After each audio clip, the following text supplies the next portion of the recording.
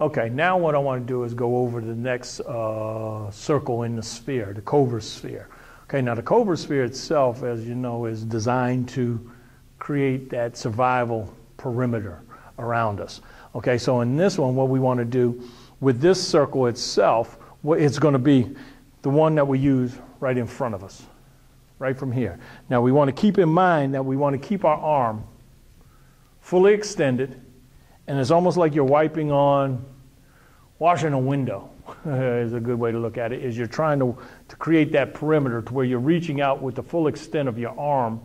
So your arm, as you're doing this action, it stays out in front of you. Okay? These are the other important thing is that as it comes up, it only has to reach to the shoulder from this side. When it comes to the same side, you want to have it basically full arm distance away. The other important key is that you keep your arm beyond 90 degrees, okay, and the wrist as well. And you want to keep them bent. You want to keep them bent. I call it firm, not locked. You want to keep this firm as well as the wrist firm and the shoulder loose as we do it. So what we're doing is just kind of covering this full perimeter in front of us from here.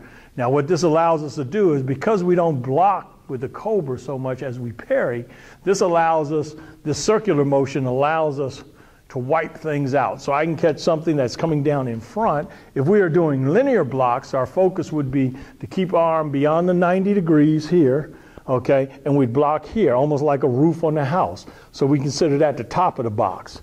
Then you would hit the side of the box here, okay. In this case, because we're going across this way, we've got the bottom of the box, and then when the arm comes up to this point, you've got the other side. So what we put, one of the things we say is we put the square inside the circle.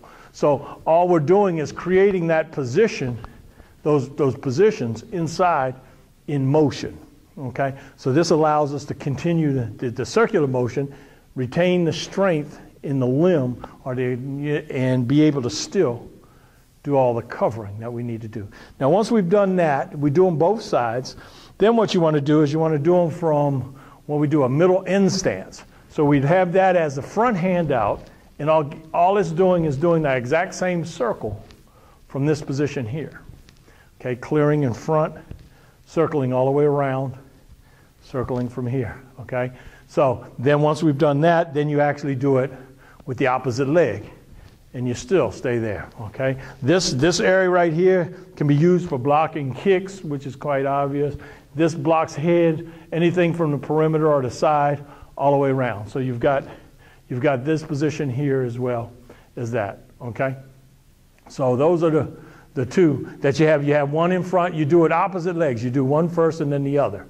Again, you do it with the leg back, then you do it with the leg forward, okay? So it allows you to be able to do it, you become accustomed to using it with either legs at that point. Okay. Now, one of the things that I like to do, because I like to demonstrate this, is to be able to work this to the point to show how we typically would use this in situations like this. You see, the Cobra will tend to usually fight from a position similar to this. So what he does is he uses these circular movements here to be able to clear. So what we do is we use this one here. This is a very, very effective block. As the King Cobra uses it, it tends to be what we call a heavy block. When the Speckled Cobra uses it, it just tends to be a speed block. You see our speed parry. Again, these are parries, not blocks. Okay, so what I'll do is show you a little bit more on how we can use it in a minute. Okay, now typically, you know, I'm pull out my little board as a test of measure. Now what we want to do is, most people when we're breaking, you know, are focused on striking or delivering techniques that are offensive in terms of the nature of the use.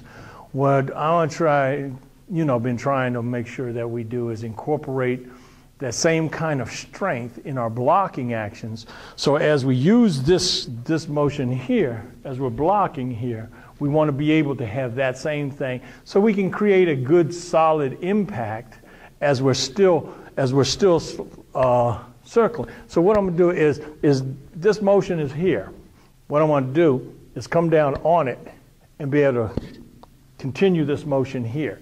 So as we do it, we come through, and it just comes through as we're doing it. So now this is what we're doing with our blocks as well as our strikes. So we always have that power in it, okay? No, we use the boards to kind of be the test of measure to see if we have the strength in the blocks or the parries or the strikes, all of whatever we're utilizing. What is with this, working with this sphere, this front sphere, okay, typically this is designed to catch blocks and kicks.